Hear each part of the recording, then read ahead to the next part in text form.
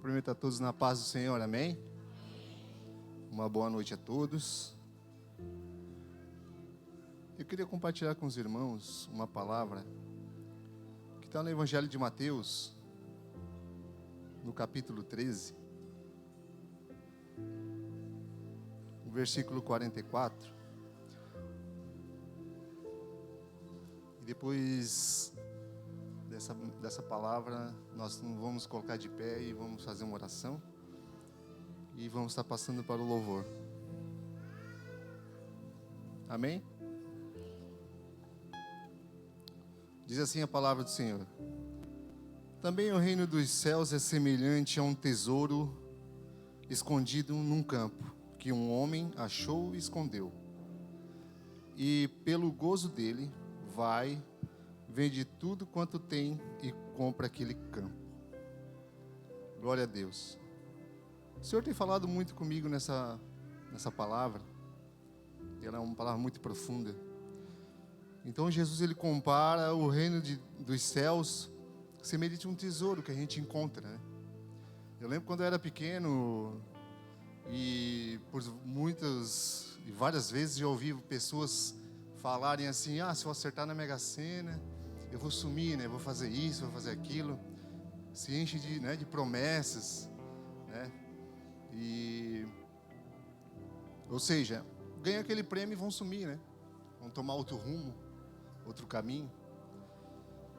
Só que aqui, né, Deus está falando, Jesus está falando a respeito de um tesouro, né? Tesouro, ele não perde valor. O tesouro não é como uma moeda corrente, né? Um prêmio, né? Por mais que ganhe um prêmio, né, na loteria, sei lá o que for, ele perde, desvaloriza. Mas o tesouro não. Então Jesus, ele compara o reino dos céus a um tesouro que não perde valor. Só que cabe a nós, quando encontrar esse tesouro, dar esse valor também. Muitas vezes nós não valorizamos esse valor desse tesouro. O reino dos céus já está na terra, já está conosco. Muitos de nós já encontramos esse tesouro. Mas o que falta para nós é o quê? Se despir de algumas coisas.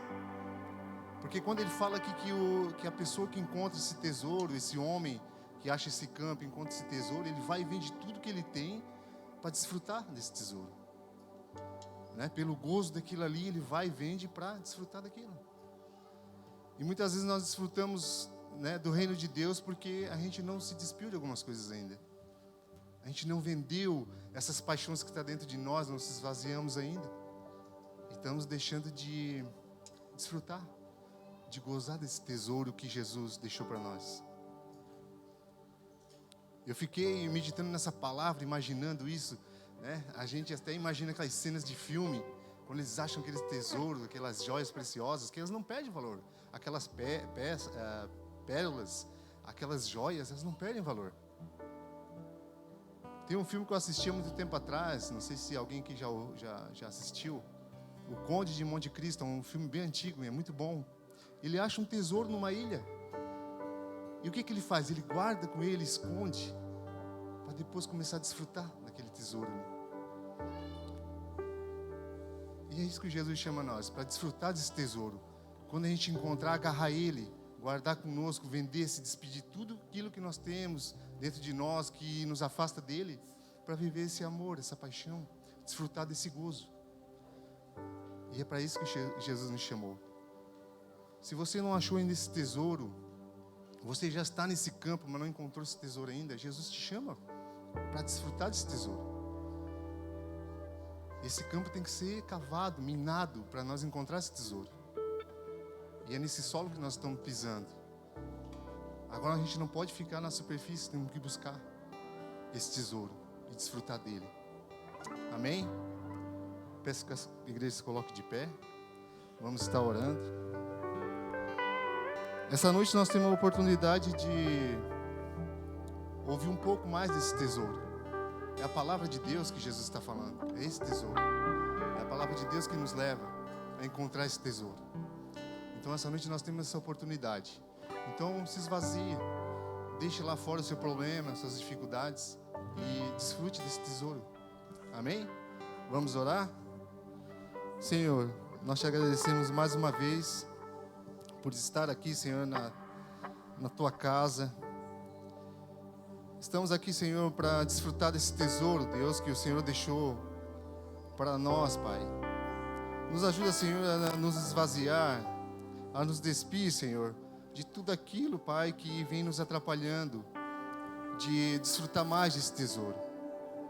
Nos ajuda, Senhor, a lutar por esse tesouro, a batalhar, a cavar esse solo, Senhor, para que nós possamos encontrar esse tesouro maravilhoso, Pai, que é a Tua Palavra, que é o Teu Espírito Santo. Que essa noite, Senhor, o Senhor venha nos ajudar, Pai, a encontrar essa fonte, a encontrar esse poder, Senhor, que há no Teu Espírito, na Tua Palavra, Senhor. É que nós te pedimos em nome de Jesus. Amém.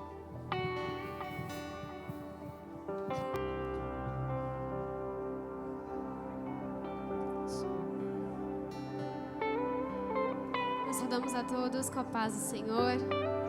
Amém. Ele está nesse lugar. Esse tesouro está aqui.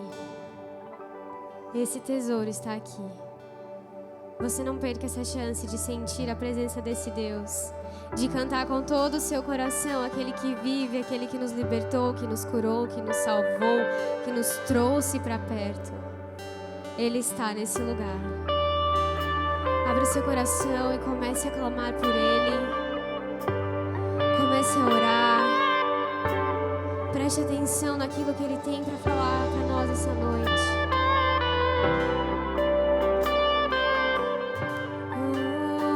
Deus.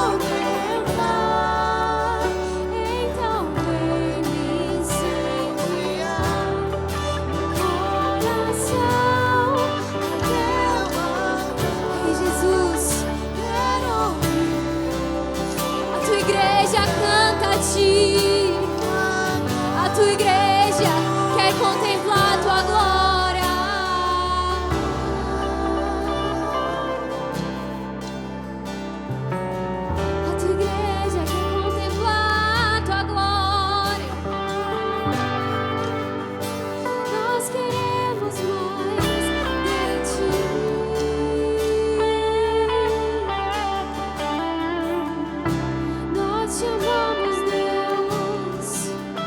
Tua igreja clama a ti. A tua igreja clama a ti. Tua igreja clama a ti. Então vem me incendiar.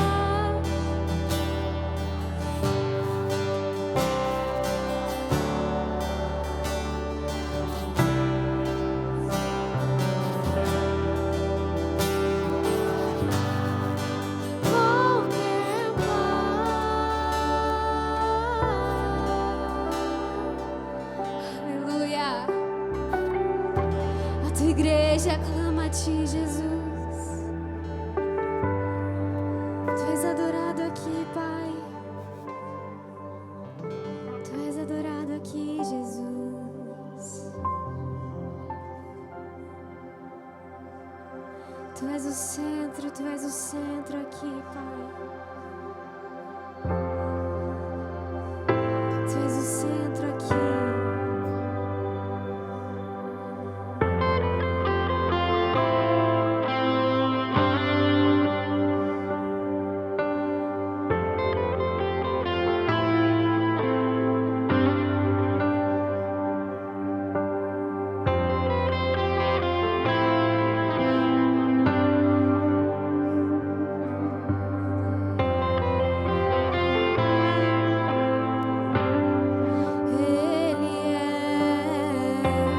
Tu és tudo que eu mais quero. O meu fôlego tu és. E em teus braços é o meu lugar. Estou aqui. Estou aqui. Pai, eu amo sua presença.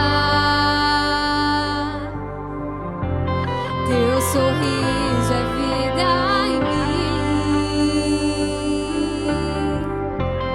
Eu seguro em suas mãos. Confio em ti.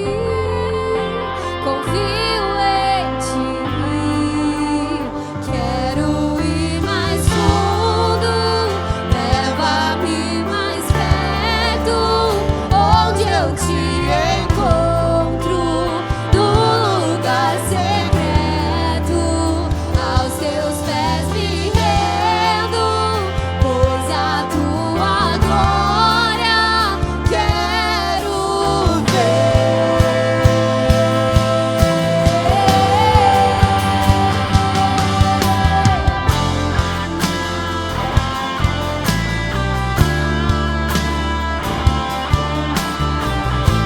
Tu és santo, Jesus.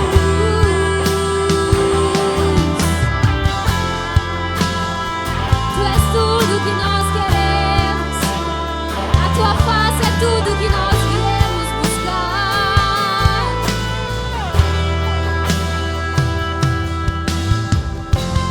Pai, eu amo sua presença.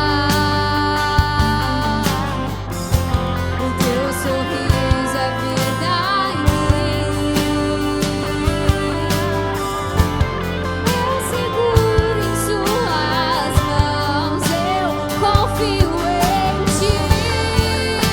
Confio em ti. Quero ir mais fundo. Leva-me mais perto, onde eu te encontro, no lugar secreto. Aos teus pés me rendo, pois a tua glória quero ver.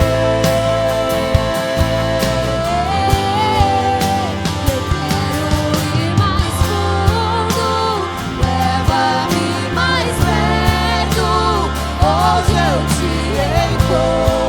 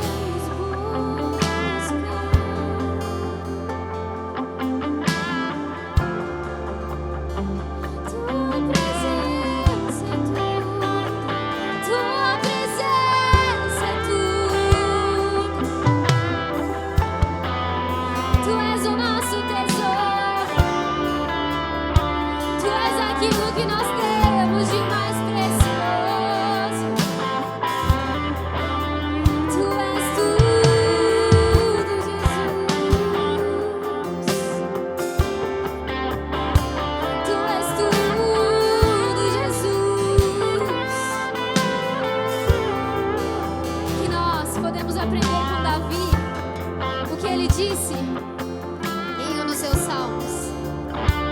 Não retire de mim o teu espírito, Jesus. Não retire de mim o teu espírito, porque mesmo que eu perca tudo, a tua presença é tudo aquilo que eu tenho de mais valioso. Mesmo que nós não viemos a ter mais nada aqui na terra, tudo que nós podemos de ter mais precioso e mais valioso é a presença dele. É o tesouro maior. É o tesouro maior. Que foi pago um alto preço para que nós pudéssemos ter. É um tesouro muito maior do que qualquer coisa que nós podemos imaginar. É um tesouro muito alto e muito caro para que nós podemos jogar de qualquer jeito, para que nós viemos jogar de qualquer forma, para que nós viemos nos apresentar de qualquer forma, se achegar de qualquer jeito. É um tesouro muito alto para nós não darmos o devido valor. É um tesouro muito alto. É um tesouro muito caro que nós não fazemos ideia. Então não desdenhe esse tesouro. Não desdenhe isso que Deus te deu. Você não fez nada para merecer. Na verdade, nós fizemos tudo para não merecer. E mesmo assim nos foi dado. E mesmo assim Ele nos entregou. Então vamos dar o devido valor a esse tesouro. Que mesmo nós não fazemos ideia de quanto custou. Mas deixe que o seu Espírito te convença e te mostre. Ei, dê o devido valor a isso. O mundo não pode tirar isso de você. O mundo não pode tirar isso de você. Então guarde, cuide, valorize. Guarde, cuide e valorize. E mergulhe mais fundo para conhecer ainda mais desse tesouro tão valioso. Mergulhe mais fundo para conhecer mais os segredos desse tesouro tão puro, tão valioso, tão caro. Oh, Jesus.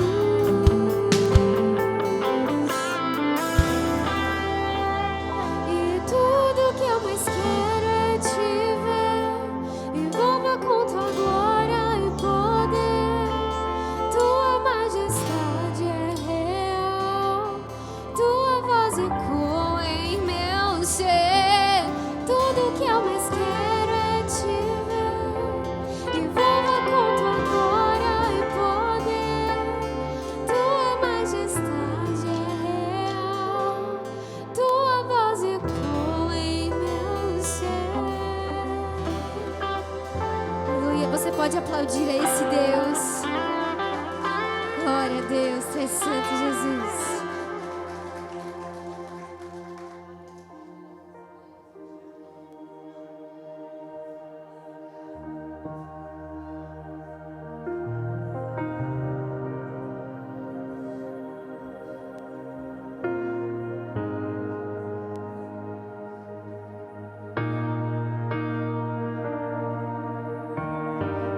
Oh Deus, me sondas,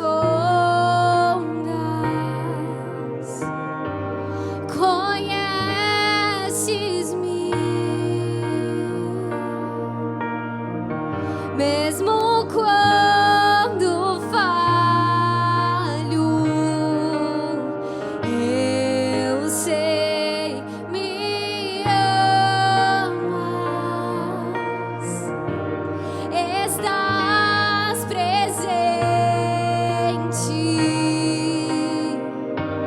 a me cercar em todo tempo, em todo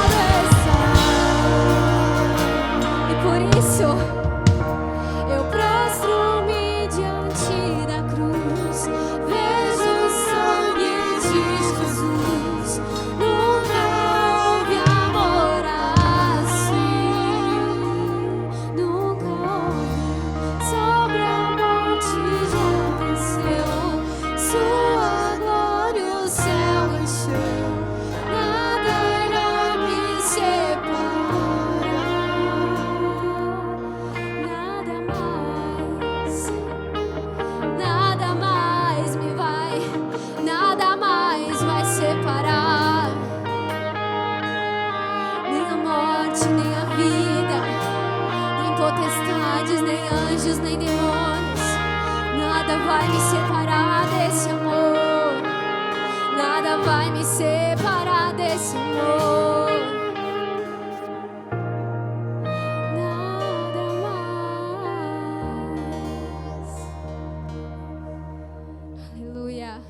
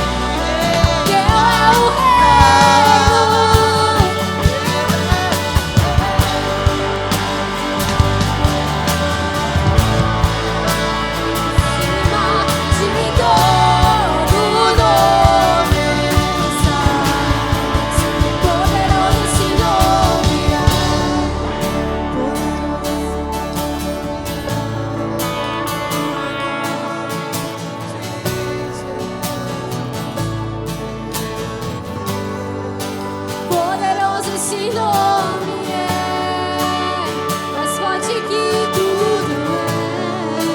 Poderoso esse nome é, nome de Jesus.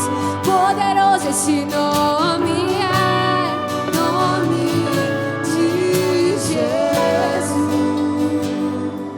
Você pode aplaudir mais uma vez a esse Deus. Tu és santo, Jesus.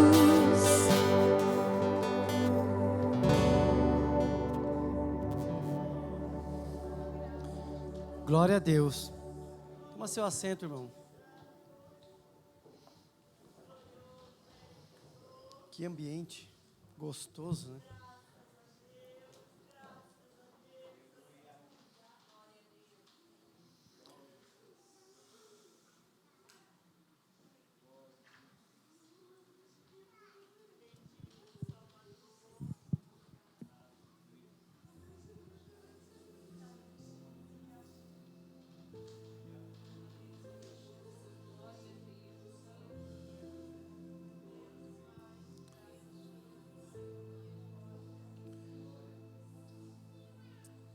Boa noite. Abram suas Bíblias em Atos, capítulo 17.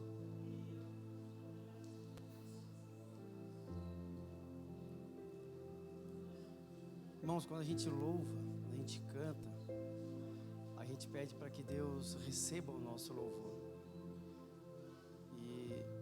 E a gente canta e louva, né? Com tanto fervor, né? Com tanta paixão. A gente se exalta. Qual o intuito de a gente se expressar tão veemente assim? Para que Deus, com a intenção de que Deus nos ouça, que o nosso louvor alcance o coração de Deus. Amém? Quanto mais deve ser Deus quando fala aos nossos corações, por meio das suas escrituras. Quanto mais Deus deve estar ansioso para que, assim como a gente anseia que Ele ouça os nossos louvores, Deus ansioso para que nós receba a sua palavra no nosso coração. Mas não só acreditar, irmãos, isso aí não é o suficiente, mas receber. Eu queria falar sobre Paulo e Silas essa noite, numa cidade, Tessalônica. A partir do versículo 1, vocês vão ver Paulo enfrentando dificuldade na pregação do Evangelho. E eu me identifico muito com esse texto, porque muitas vezes eu pensei que quando eu vinha para a igreja, hoje eu entendo isso, que a minha motivação muitas vezes foi a motivação errada. Porque eu pensava que eu sendo crente, as pessoas iam olhar para mim com outros olhos, né, como uma pessoa de mais respeito, né? Olha, ele é crente, ele é uma pessoa que não mente. E eu achava isso. Muitas vezes isso, no princípio, foi o que me motivou. E eu ouvi muitas coisas, mas Deus foi lapidando a minha mente e o meu coração, e foi me direcionando para a sua verdadeira palavra. E foi nela que eu aprendi qual o verdadeiro chamado de um crente. Para que nós somos chamados como um único povo. E eu digo mais, fomos chamados não como um povo, mas como um exército.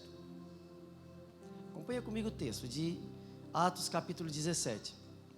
Nós vamos ler até o versículo 9. Diz assim: Então Paulo e Silas passaram pelas cidades de Anfípolis e Apolônia e chegaram a Tessalônica, onde havia uma sinagoga judaica. Como era seu costume, Paulo foi à sinagoga e durante 3 sábados discutiu as escrituras com o povo. Explicou as profecias e provou que era necessário o Cristo sofrer e ressuscitar dos mortos. Esse Jesus de que lhes falo é o Cristo, disse ele. Alguns dos judeus que ouviram foram convencidos e se uniram a Paulo e Silas, bem como muitos gregos tementes a Deus e várias mulheres de alta posição, ou, em algumas versões, mulheres de homens de alta posição. Talvez vocês tenham uma versão diferente aí. Alguns judeus, porém, ficaram com inveja, reuniram alguns desordeiros e desocupados e com a multidão começaram um tumulto. Invadiram a casa de Jason em busca de Paulo, Paulo e Silas para entregá-los ao conselho da cidade.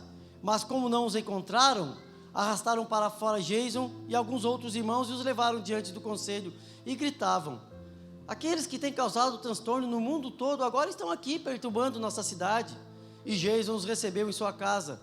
São todos culpados de traição contra César, pois afirmam que existe um outro rei, um tal de Jesus.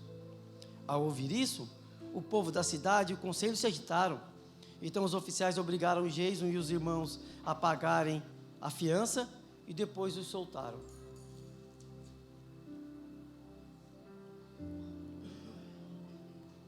Paulo chega a uma cidade grega chamada Tessalônica. Como costume, ele vai na sinagoga pregar. E Paulo não está pregando aqui para os judeus gentios, para os gregos gentios, ele está pregando para os judeus, tanto de nacionalidade judaica, como os gregos convertidos ao judaísmo. Então, Paulo está pregando supostamente, ou teoricamente, para alguém que conhecia as Escrituras Sagradas, o Antigo Testamento. E o texto diz que Paulo arrazoou com eles, ou conversou com eles durante 3 sábados. A palavra no original diz que Paulo pregou para eles, ou palestrou para eles, fez uma exegese do texto. Ou seja, Paulo pegou o Antigo Testamento, abriu diante deles, pegou os textos que falavam sobre o Messias, supostamente Isaías e alguns salmos, e falou para eles e mostrou para eles como era necessário que o Messias morresse numa cruz. E falou que esse Messias é o Jesus de quem vos falo. Em confronto com a esperança que eles tinham de que o primeiro ato relevante do Messias seria realizar uma libertação política do povo judeu contra os romanos. E Paulo agora vem falar que aqui esse Messias que vocês esperam, era necessário, está aqui nas Escrituras, ele mostrou, era necessário que ele morresse e ressuscitasse. E esse Messias é o Jesus de quem eu falo, não é esse líder político que vocês estão esperando. Excelente. Paulo era um ótimo exegeta. Explicava, aplicava, lia o texto, explicava e aplicava o texto, a Bíblia. Paulo não foi com a mensagem dele, nem com uma mensagem assim, egocêntrica, dizendo que Cristo veio para isso ou para aquilo, para exaltar, para libertar, para dar vitória. Ele veio explicar que Cristo veio para morrer e ressuscitar. O principal ministério do Messias: ser morto numa cruz pelos nossos pecados e ressuscitar pelas nossas esperanças de um dia estar com Ele. Mas uma coisa eu acho interessante nesse texto, porque Paulo, quando ele fala,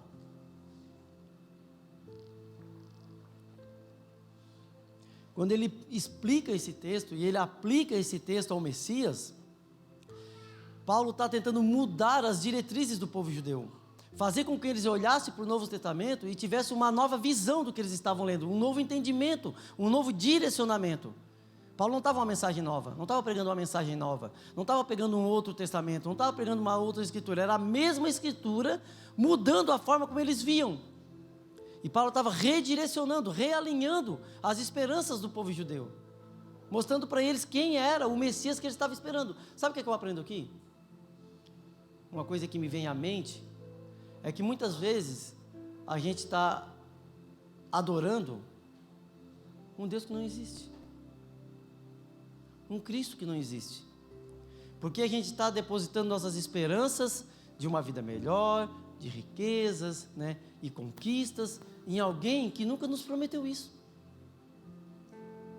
E a gente, com as nossas falsas crenças, com as nossas falsas esperanças, vamos construindo um Frankenstein, um Cristo Frankenstein. Vamos pegando partes que satisfazem os nossos anseios e vamos construindo o nosso próprio Cristo. E quando a gente se depara, somos cristãos, louvando, dentro da igreja, porém idólatras, idolatrando um ídolo que não é o nosso Deus. Porque essas pessoas liam as Escrituras, conheciam e esperavam o Messias. Mas quando Paulo veio e falou sobre o verdadeiro Messias, ele assim, quem é esse cara?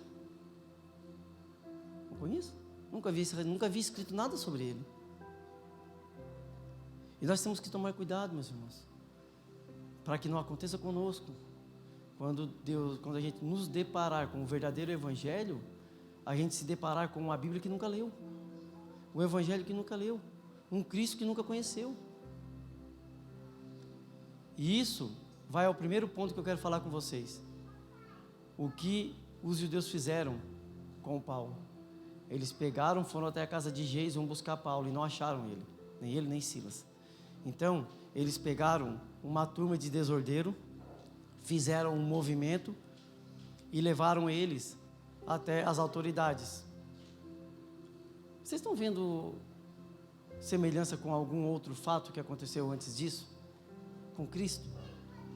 Quando os judeus fizeram uma turba e levaram essa turma para fazer um alvoroço para levar Cristo à crucificação? E esses desordeiros chegaram lá e eles acusaram Paulo de estar pregando um rei que não César. Essa acusação também foi feita contra Cristo, lembra? Ele se diz o rei dos judeus, mas só há um rei que é César. Eles não estavam preocupados, meus irmãos, se Paulo estava pregando um rei que ia substituir o lugar de César. Eles estão um pouco ligando para César, até contrário a César. O que eles estavam usando era uma intenção para descartar aquele evangelho que estava trazendo para eles o que eles mesmos falavam. Esse povo que vinha, que perturbaram o mundo todo, ou transtornaram o mundo todo, outros eram desconforto para o mundo todo, agora chegaram até aqui. Porque o verdadeiro evangelho causa isso, desconforto, transtorno, desalinhamento. Aquele povo estava totalmente confortável dentro das suas crenças, dentro das sinagogas, esperando quem eles queriam esperar. Construíram o Cristo deles e estavam esperando esse Cristo chegar para eles. E eles queriam ficar ali no estado confortável deles, sem que ninguém se metesse com isso. Mas quando o verdadeiro evangelho chega, quando Paulo chega pregando a verdadeira palavra, isso traz transtorno para eles. Eles falam, olha bem o que diz, no versículo 6. Olha bem o que diz. Mas como não encontraram, arrastaram para fora os Jason e os outros irmãos e levaram diante do conselho e gritavam: aqueles que têm causado transtorno no mundo todo, agora estão aqui perturbando a nossa cidade. Mas claro que perturba. E aí eu falo sobre o conceito errado que eu tinha sobre ser cristão. Porque o meu desejo era ser aceito. É que as pessoas olhassem para mim e me vissem como uma boa pessoa. Crente, sério, não mente, não rouba. Mas acontece tudo ao contrário. Os lugares nos quais tu frequentava e era até certo ponto respeitado, tu parou de ser respeitado. Amigos que a gente amava pararam de frequentar a nossa casa, porque a nossa posição começou a trazer desconforto, começou a transtornar, a mudar a forma como eles viviam. E muitas pessoas não querem mudar. Eles querem só viver dentro da sua própria maneira de entender o mundo, dentro da sua própria cosmovisão de vida, que é viver, ser feliz, ganhar dinheiro, conquistar, realizar os seus sonhos e pronto, está bom demais, não quero mais nada além disso. Portanto, fiquem aí e eu fico aqui tão tranquilo. Só que nós não fomos chamados para uma vida de conforto. Nós não fomos chamados para ser aceito pelo mundo. Aceito pelo mundo, meus irmãos, nós já éramos antes. Bem bonzinho, bem tranquilo, confortável. Eu tinha muito mais amigos do que eu tenho hoje. E eu me lembro que quando eu me converti, eu me lembrava muito daquela palavra que se vocês crerem e ainda nessa vida vocês vão ter 2 vezes mais. Eu guardava aquilo ali na minha cabeça. Mas só que depois eu vi que os meus amigos se afastaram de mim. Muitos se afastaram de mim. Porque o meu comportamento, o meu tipo de conversa, as minhas atitudes já não satisfaziam mais os anseios deles, já não encontravam mais em mim o amigo que eles queriam encontrar. Isso trouxe desconforto na nossa amizade, isso trouxe transtorno. E eu questionei Deus uma vez. Eu estava lendo a palavra, a Bíblia, e eu falei assim, poxa, mas disse que eu ia ter 2 vezes mais, a ideia era que eu tivesse mais amigos, né? Mas agora, eu só tenho uns amigos da igreja ali e mais nada.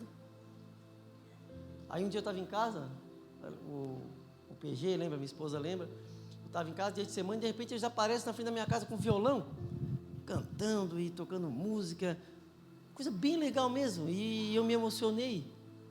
Bom, por incrível que pareça, antes de eu me converter, era difícil me emocionar. Hoje eu me tornei mais emotivo, não sei se pela idade, ou porque Deus amoleceu o meu coração, mas era difícil de eu me emocionar assim. E eu me lembro que naquele dia eu me emocionei, vendo aquelas pessoas que eu conhecia tão pouco tempo, acho que meses, né? 2 meses, 3 meses, e eles eram um PG que a gente frequentava toda semana, e eles foram lá, todo mundo com violão, bolo e tal. Eu abri a porta, aquela gentarada, e eu não desconfiava de nada. Aí eu pensei, na hora que eles vieram e aí me abraçaram, tudo, me veio uma coisa na cabeça. Provavelmente foi Deus falando comigo. Em número, pode não ser o dobro, mas em qualidade, meu irmão, é 10 vezes mais do que aqueles que tu tinha. Porque aqueles te levavam para a perdição, aqueles te levavam para a bebida, aqueles te levavam para a cachaça. Esse daí estão te conduzindo para a eternidade. A necessidade de comunhão, meus irmãos, de viver perto daqueles que professam a mesma fé. A igreja, nós somos chamados para viver juntos, para viver coladinho, compartilhando experiências. Isso daí confortou meu coração. E depois desse dia eu entendi que eu não fui chamado para ser aceito pelo mundo, mas para fazer parte de um povo diferente, um povo que incomoda, um povo que transtorna, um povo que divide. Jesus falou certa vez que eu não vim trazer a paz, mas a espada. Jesus não está falando de guerra, Jesus está falando do Evangelho. Ele ia causar esse tipo de divisão. Quer ver o tipo de divisão que Jesus causou, que o Evangelho causou? Em Tessalônica, os judeus pegaram Paulo e entregaram lá para as autoridades, não foi? Mas quando ele chegou em Bereia, porque ele saiu fugido de Tessalônica, depois que Paulo estava ali, as autoridades liberaram o Gésio e eles pagaram uma fiança para que eles não prendessem Paulo, e deixaram Paulo sob a custódia de Gésio, que se ele fizesse alguma coisa, Gésio ia pagar. Aí eles pegaram e enviaram eles para Bereia. Quando eles chegaram em Bereia, ele fez a mesma coisa. Era costume, diz aqui como de costume. Olha só o que diz no versículo 17, no começo. Então Paulo e Silas foram à cidade de Anfípolis e Apolônia e chegaram a Tessalônica, onde havia uma sinagoga judaica. Como era de costume, Paulo foi à sinagoga. Em Bereia ele fez a mesma coisa. Quando ele chegou lá em Bereia, ele foi aceito. Os judeus aceitaram melhor a palavra, receberam a palavra com o coração mais aberto, mais aceptivo do que o de Tessalônica. Isso me diz que não é todo lugar que você vai pregar o Evangelho, meu irmão, que as pessoas querem receber a palavra de Deus. Tem muitos lugares que você vai falar de Deus e as pessoas simplesmente não querem ouvir. A sua obrigação é falar, mas não é obrigação de ninguém receber. Você não tem como você filtrar isso. Não tem como a gente saber onde a gente vai pregar, onde não vai pregar. Nós temos que pregar e aceitar quando não formos aceitos. Entender que em muitos lugares nós simplesmente não vamos ser aceitos. Você tem que entender que tem pessoas que você vai pregar o Evangelho e a palavra vai entrar como uma flecha no coração da pessoa. E ela vai receber e vai te achar uma bênção por isso. Foi o que aconteceu em Bereia. Mas tem muitas pessoas que você vai falar sobre Jesus e você vai ser recebido com pedradas, como um perturbador, como uma pessoa que é chata, só quer falar de Jesus o tempo todo. Mas você foi chamado para isso, para ser um perturbador. Jesus trouxe a espada e não a paz, porque ele trouxe esse tipo de divisão. Ele sabia que o Evangelho ia adentrar no seio de uma família e ali dentro ia ter um pai que ia aceitar e uma mãe que não ia aceitar. Ia ter um pai que ia aceitar e um filho que não ia aceitar. E não cabe a nós nos maltratar por isso, Porque quem convence é o Espírito de Deus. É Ele que entra lá dentro e arranca o coração de pedra e bota o coração de carne. No tempo dele. Porque eu me converti com 30 anos, mais ou menos. 30 e poucos anos. Mas não foi a primeira vez que eu ouvi o Evangelho. Eu ouvi muitas vezes, e muitas outras vezes eu tinha entrado dentro de uma igreja evangélica. E nunca nem quis ouvir. Muito pelo contrário, quando eu ia com algum amigo, eu saía de lá tirando sarro da cara deles. Até que um dia, a mão do Espírito Santo entrou dentro do meu peito, arrancou o coração de pedra e colocou ali dentro um coração de carne. Um coração receptivo à palavra de Deus. E naquele dia minha vida foi transformada. E Deus não transformou somente as minhas atitudes. Ele transformou a forma como eu vi o mundo. A forma como eu entendi a vida. E até hoje eu estou passando por essa transformação. Ela é progressiva. Quando eu penso que eu estou pronto, quando passa 2 meses eu pensei eu não estava. Aí, mas agora eu estou. Passa mais 2 meses eu pensei eu não estava. Aí eu vou pregar, assim, pô, agora tá bom, a pregação tá certa, eu estou pregando aqui, tá legal. Quando eu vou pregar a próxima, eu pensei, que vergonha da outra vez. Porque Ele está me aperfeiçoando a cada dia. Porque a carne está envelhecendo. Cada vez eu me sinto mais fraco, meus irmãos. Cada vez a minha mente está mais fraca para estudar, entender e se concentrar, e eu percebo isso. Mas o homem interior se renova a cada dia. A cada dia que passa, a palavra de Deus fala mais comigo. A cada dia que passa, ela abre mais os meus olhos espirituais. A cada dia que passa, eu aceito mais o que Deus fala. O que hoje eu não entendo, daqui a pouco eu passo a entender. O que hoje eu entendo e não aceito, porque tem coisas que eu não aceito, irmãos. Daqui a pouco eu entendo e passo a aceitar, porque Ele vai trabalhando no coração da gente. E nós somos esse tipo de pessoa que Deus transforma, não para ser aceito, mas justamente para não ser aceito, para trazer desconforto e muitas vezes discórdia.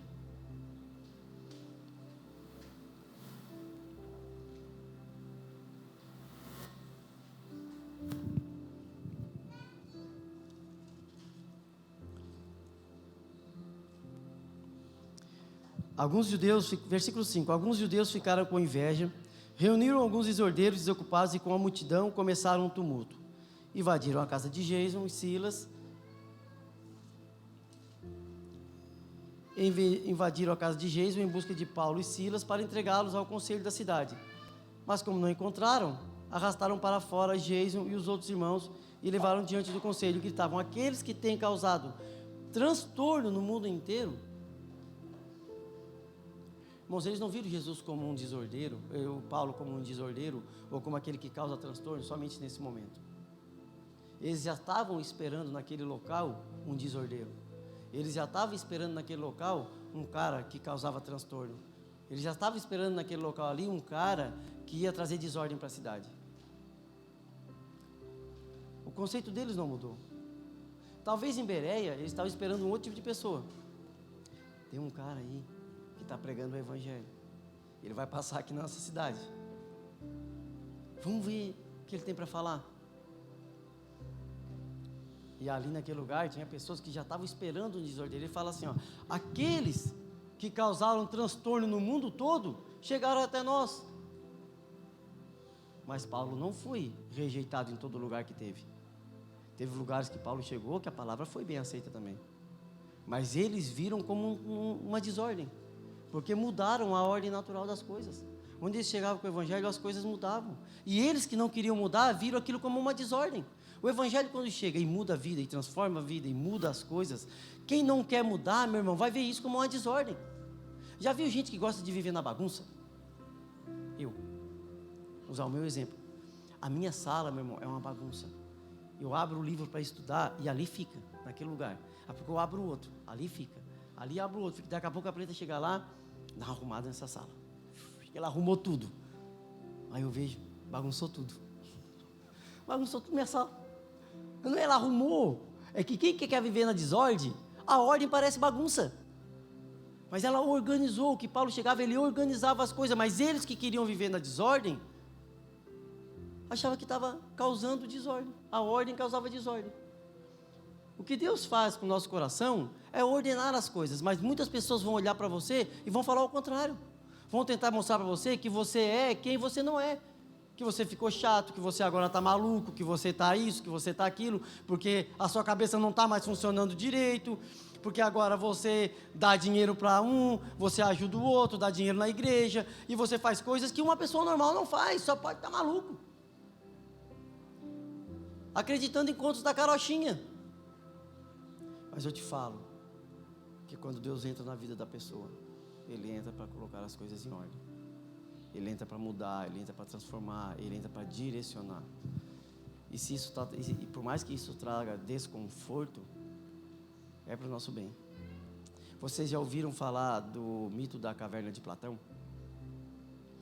Platão escreveu um texto e ele fala sobre homens que viviam dentro de uma caverna. E eles viviam sempre olhando para o fundo da caverna. E eles viam no fundo da caverna sombras de quem andava lá fora. E eles achavam que o mundo era aquilo ali. O mundo era aquelas sombras. E eles viviam dias após dias vendo aquilo dali. Até que um dia, um deles saiu para fora. E quando ele deu de cara com a claridade, ele cegou. Porque a claridade foi tão forte, e ele estava tão acostumado a ficar no escuro, a claridade foi tão forte que ele cegou. E por uns momentos, os olhos deles doeram muito. Mas ele resistiu aqui dali e ele conseguiu ver o verdadeiro mundo. As coisas como elas verdadeiras, que entendeu que aquilo de lá era somente sombra do que estava acontecendo lá fora. Entende? Mas ele passou pelo processo, então ele voltou para a caverna. E tentou falar isso para as outras pessoas, mas aqueles, quando tentaram sair e sentiram a dor da claridade, a dor da luz, o desconforto, voltaram para a caverna e resolveram viver ali dentro. Deixa a gente aqui. Está pegando? Por que muitas vezes as pessoas não aceitam o Evangelho?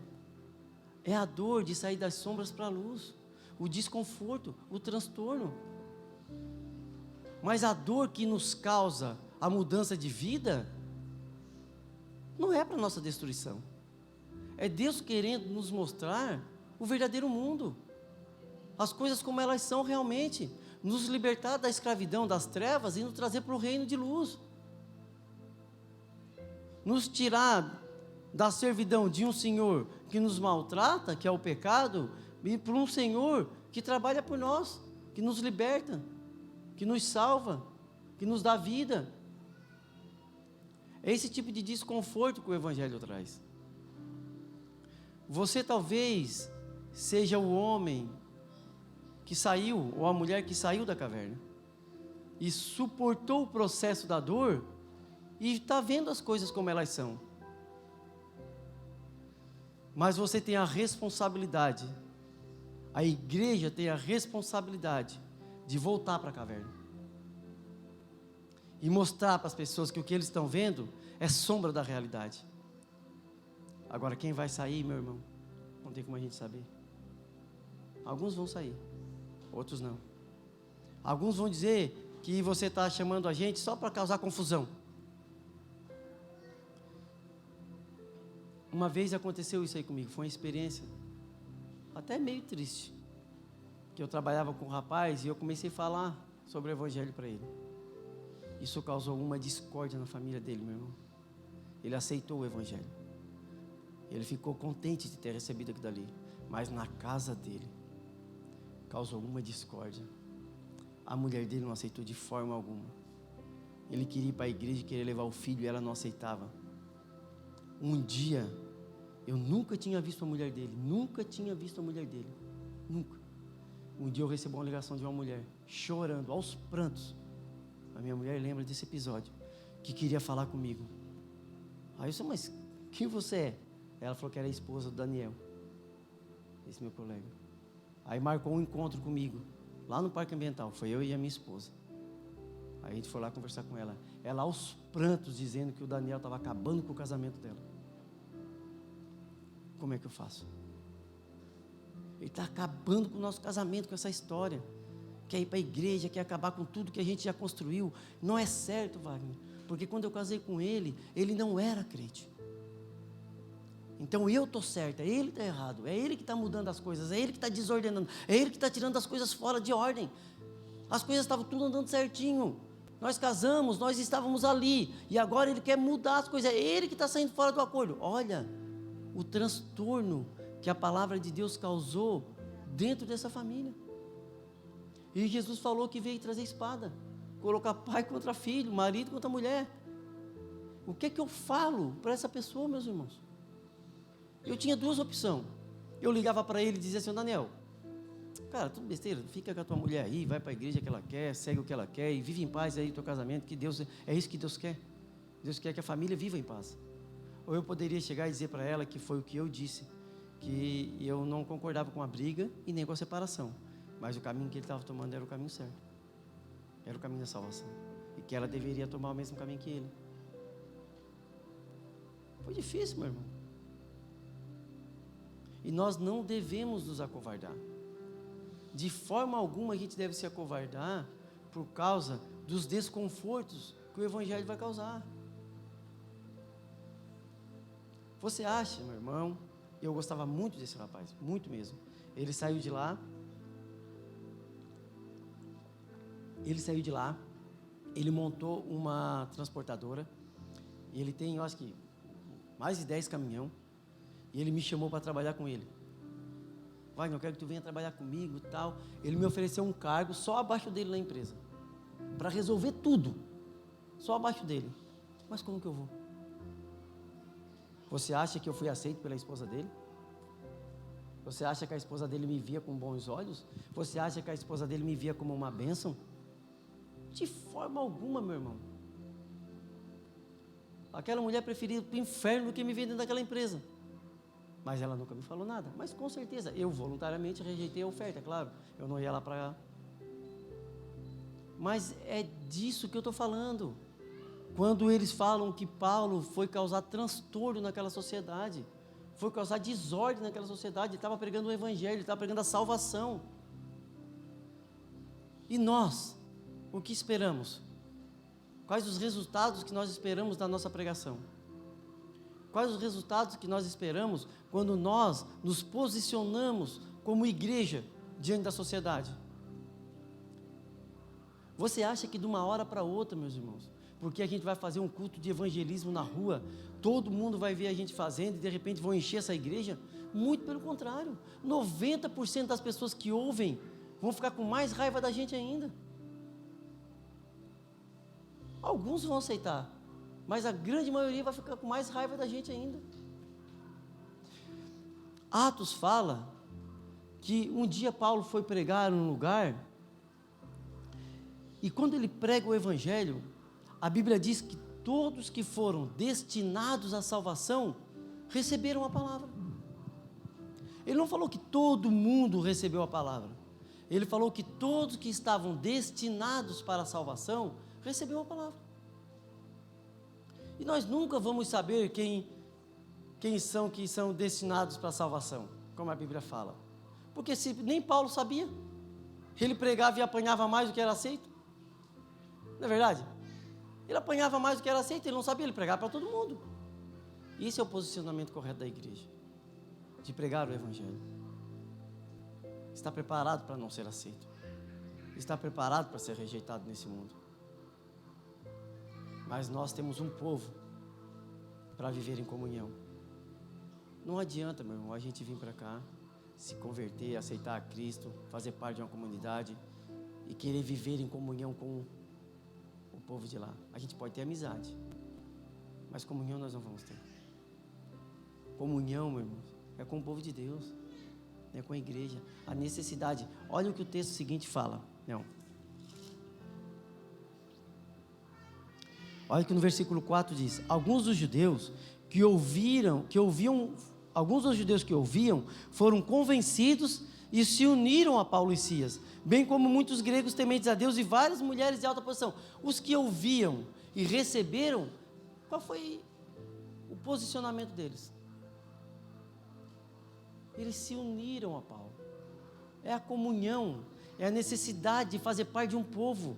Quando essa palavra aceita, nós temos a necessidade de vivermos junto, de congregarmos junto, de andarmos junto, perto um do outro.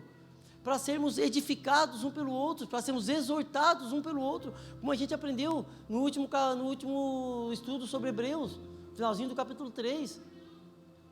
Nós devemos andar juntos, caminhar juntos, se edificando um ao outro, se exortando um ao outro, a necessidade de fazer parte de uma igreja. Eles foram para junto de Paulo, eles correram para perto de Paulo, e Paulo era receptível a isso. Não era uma pessoa que pregava e era intocável. Prega o evangelho e agora deixa Deus fazer e agora eu fico na minha. Também não é assim. Nós devemos pregar e aceitar os novos convertidos, com toda a receptividade, ajudando-os a crescer na fé, assim como eu fui um dia e ainda estou sendo. Eu sempre falo, irmão, que eu aprendi muita teologia nos livros, muita teologia nos livros. Eu perco a conta de quantos livros eu li no ano. Demais, eu tenho lá em casa muitos livros. Quantos dinheiros eu gastei com livro, né? A minha esposa sabe. Uma vez eu e o pastor Vagnaldo pegamos um carro daqui, igual dois loucos, hoje eu vejo isso, né? Igual dois loucos, fomos lá em Floripa, na CPAD, comprar, separamos R$500 de livro, e fomos lá comprar R$500 de livro, lá na CPAD. Lá em Floripa, não sabia onde é que era, nunca tinha ido, botamos num GPS daquele antigo, isso faz uns 10 anos. Fomos lá, viemos com um monte de livro. Não sabia nem o que estava comprando, meu irmão. Muitos daqueles livros li e não entendia nada. Mas a sede de querer entender, de conhecer. Então, eu aprendi muita teologia com os livros que eu li. Mas a ser crente, meu irmão, eu aprendi foi aqui. Ralando, crente com crente, braço com braço, ombro com ombro. Ouvindo coisas que eu não concordava, engolindo seco, indo para casa remoer. E pedir para Deus tirar aquilo do meu coração e voltar mais tranquilo no próximo culto. É assim, meu irmão. Você vai ouvir muitas coisas aqui que você não gosta. Vai ouvir muitas coisas que você não gosta. Às vezes o pastor vai vir aqui e vai falar uma coisa que você não gosta. Às vezes o pastor Luciano vai vir aqui e vai falar alguma coisa que você não gosta. Às vezes o irmão Wagner vai vir aqui e vai falar alguma coisa que você não gosta. E você vai engolir seco aquilo dali, como uma pedra. E vai para casa, vai remoer aquilo dali, vai orar e vai pedir para Deus, se eu estiver errado, Deus tira isso do meu coração. E se eu estiver certo, me ensina a exortar com amor, a explicar com amor, explicar porquê. Mas não é uma opção, meu irmão, deixar de congregar não é uma opção para o crente. É necessário, é alimento de vida. Você deixar de congregar, depois que se converte, é uma coisa que ele deixar de comer. Não vive. Está fadado ao fracasso. Nós somos seres influenciáveis, e inevitavelmente nós vamos ser influenciados pelo meio do qual nós vivemos. Então você tem que decidir aonde você passa a maior parte do seu tempo.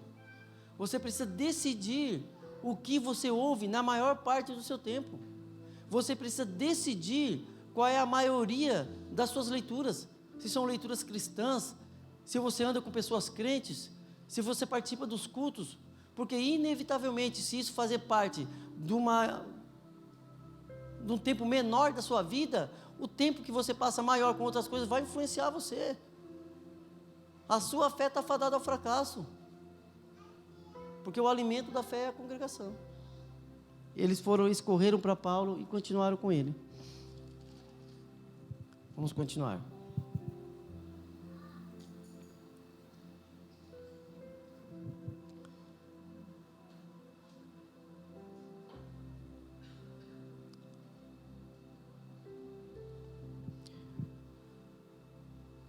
O evangelho, meu irmão, eles causam desconforto para quem vive no erro. Tem um vídeo que eu vi, eu acho muito legal, porque talvez vocês já tenham visto também. Uma vez eu falei aqui sobre um vídeo que eu vi uma pessoa explicando sobre o filme da Branca de Neve, que a Branca de Neve, ela era uma moça normal lá, né? Vivia lá com a madrasta. O caçador, ele era um caçador. O espelho era um espelho mágico e estava tudo dentro da ordem. E todo dia ela chegava diante desse espelho e falava que quem é a pessoa mais bonita desse mundo. O espelho falava, é tu, não tem mais ninguém mais bonito que tu. Até que um dia o espelho mudou e falou assim, não, tem uma pessoa que é mais bonita que tu, é a Branca de Neve. Aí o negócio desandou. Que daí ela virou a bruxa má, né? O caçador virou assassino, a Branca de Neve virou perseguida. Eu estou falando o texto certo, é a Branca de Neve, né? Aí a Branca de Neve virou perseguida, e daí eu já confundo tudo esses bonequinhos. Eu vi tanto quando era pequeno, a hora que a Isadora cresceu, começou a Isabelle, eu misturei tudo. Aí a Branca de Neve virou perseguida, tudo desandou. Aí ele concluiu o texto com a seguinte frase: o que você se torna quando as pessoas falam aquilo que você não quer ouvir? Porque quando o espelho estava falando o que ela queria, estava tudo certo. Quando ele falou algo diferente, o que ela não queria ouvir, tudo mudou. Ela transformou o reino no inferno. Quando nós pregamos o evangelho, o que nós estamos esperando ouvir de lá para cá? Porque quando as pessoas aceitam, é muito bom. Que bênção, olha como eu sou uma bênção. Mas quando a pessoa te confronta e te xinga, te maltrata, te chama até de apelidos pejorativos, aí como que você reage a isso? Eu vi um vídeo de um rapaz que ele estava com um copo de café na mão. Aí veio uma pessoa, esbarrou nele, ele derramou o café. Vocês já viram esse vídeo? Quem já viu? Já viu? Ele derramou o café. Aí ele perguntou assim, aí ele perguntou para a câmera, por que eu derrubei o café? Aí ele falou, vocês poderiam responder, porque alguém esbarrou em ti. Daí ele assim, não, eu derrubei o café porque tinha café dentro da xícara. Aí ele concluiu dizendo, o que você vai derramar quando você receber os trancos da vida? O que tem dentro de você quando você receber esses confrontos? Como que você vai reagir? Porque o que vai transbordar é aquilo que tem dentro de você. Ele fala, se tivesse chá, teria derramado chá. Como tinha café, derramou café. Se você for cheio de amor, você vai derramar amor. Se você for cheio de ira, vai derramar ira quando você receber esses confrontos da vida. Se a palavra de Deus habitar ricamente em vocês, vocês vão despejar a palavra de Deus. Assim como Cristo na tentação no deserto. Quando ele era confrontado pelo diabo, o que é que ele transbordava dele? A palavra de Deus. Essa é a melhor forma de lidar com os trancos da vida. Entender que nós fomos chamados não para ser aceitos, mas para ser rejeitados. Fomos chamados não para trazer conforto, mas para trazer desconforto. Nós fomos chamados para trazer transtorno, para trazer desordem a um mundo que está confortável ou jaz na mão do maligno. Amém? Vamos ficar de pé? E vamos orar?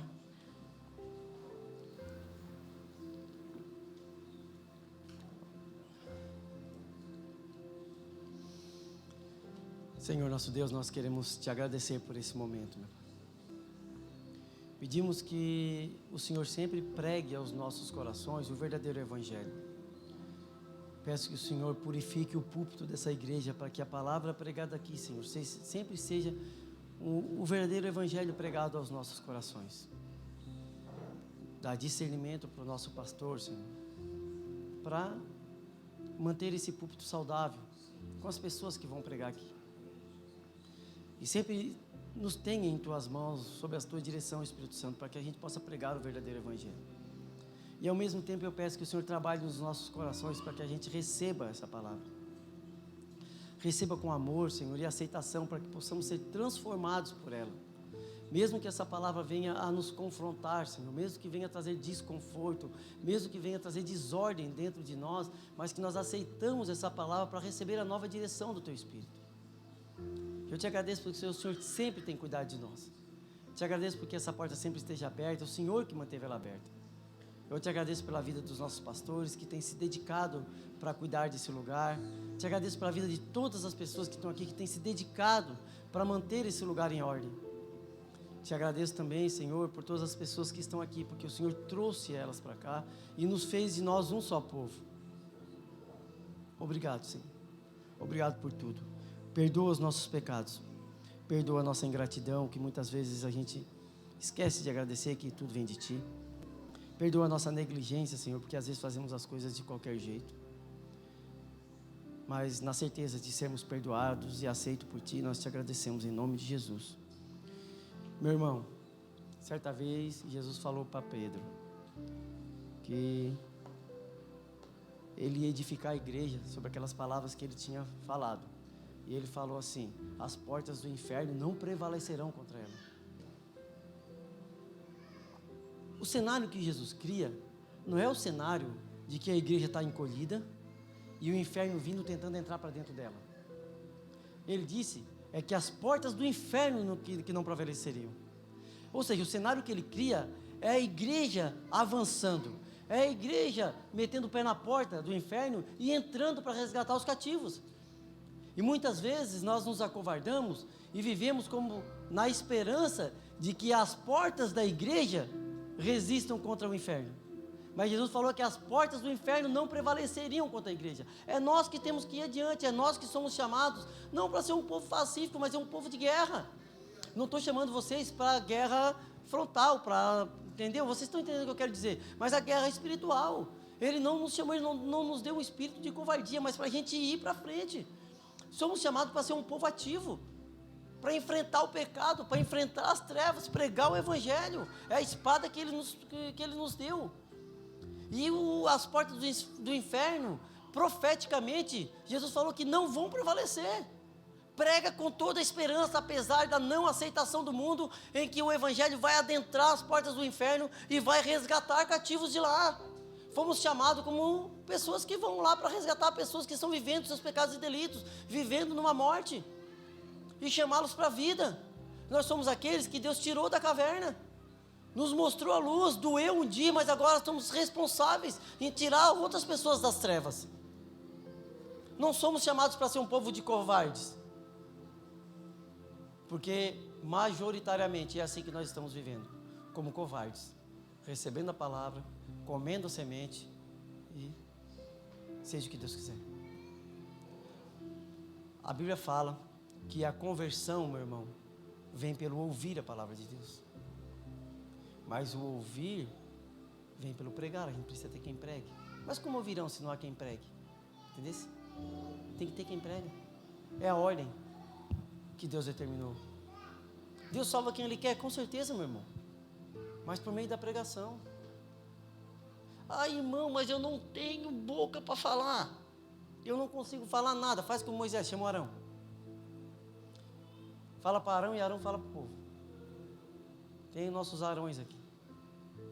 Eu não consigo pregar. Convida para vir na igreja. Usa a tua influência, a tua amizade. Convida para vir na igreja, então. Aqui na igreja ele vai ter quem pregue para ele. Amém? Que Deus abençoe a semana de vocês.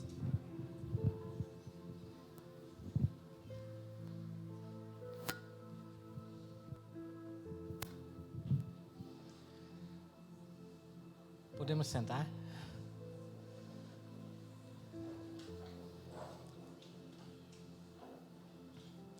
Nós temos um recado. Já foi feita a arte, mas não foi reproduzida ainda para colocar aqui no Data Show. Mas no dia 23 de fevereiro, 23 não, uma sexta-feira, depois da oração nós estaremos renovando aquele nosso curso, aquele discipulado sobre recepcionista. Aqueles que recepcionam as pessoas lá na porta, lá na rua. Entender o quanto é importante essa parte do ministério. Aqui em cima a palavra é pregada, falada e cantada, mas lá é pregada através das atitudes. A primeira impressão que a pessoa chega ali, se depara com uma saudação, uma palavra de bem-vindo, é muito importante. Mas depois ela chega aqui, claro, ela é confrontada. Não afrontada, irmão. Tem muita diferença de afronta para confronto. A pessoa não vem para cá para ser afrontada. Ela vem para ser confrontada com seus valores e colocar na balança e ver como o irmão Wagner falou. Realmente vale a pena sair dessa situação que eu estou vivendo. Eu fui confrontado com o que foi falado hoje, eu tenho que...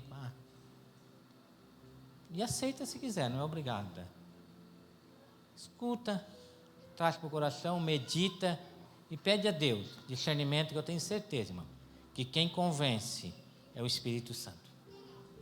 Nossa parte é só lançar a semente. Nós não temos poder de convencer ninguém. Não temos com poder de fazer lavagem cerebral em ninguém. Ninguém faz lavagem cerebral em ninguém aqui.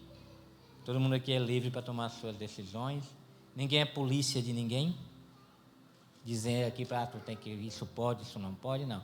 Nem ouve o Evangelho. Se o Evangelho te transformar, você vai saber claramente o que pode e o que não pode. O que você deve fazer, o que não deve fazer, o que agrada a Deus e o que não agrada a Deus, amém? Então, dia 23, nós vamos, de fevereiro, nós vamos estar aqui com esse curso. Espalhem para aqueles que não estão aqui. É para quem já participa desse ministério, daqueles que não participam ainda que queiram participar. E se quiser convidar alguém de outro ministério aí, que queiram estar aqui com a gente, algum conhecido vai estar aqui ouvindo também, vai ser bem importante. Porque as coisas, o tempo vai passando, algumas coisas a gente vai esquecendo. A gente vai cair num conforto, não tem? De repente a gente está confortado ali fora, esqueceu de como recebe as pessoas, ele está escorado ali, passa uma pessoa, nem olha para a cara da pessoa. Ali já causa uma má impressão, irmão. Chega um visitante, passa por uma pessoa que está na porta, a pessoa nem olha para a cara. O coração já endurece na hora. Mas que nós possamos estar aqui para revivar esse nosso coração, essa chama, para aprender a receber as pessoas ali. Amém? Vamos colocar de pé. Tivemos hoje à tarde ali na casa, nosso irmão Osni ali, cultuando a Deus ali. Claro que todos não podiam estar ali, porque a maioria era de Tubarão, mas teve bastante irmãos ali e foi uma bênção de Deus. Obrigado pela presença de todos. Obrigado àqueles que estão nos visitando hoje. Leve essa palavra no seu coração, medite. Tenho certeza que foi uma palavra de Deus. Palavra de Deus que pode mudar, transformar vida, trazer cura, libertação e mudar o nosso modo de pensar de uma maneira infinitamente maior do que aquilo que a gente pensa. Que o amor de Deus, a graça do nosso Senhor Jesus Cristo e a comunhão do Espírito Santo acompanhe todos vocês. Amém? Deus abençoe a vida de todos.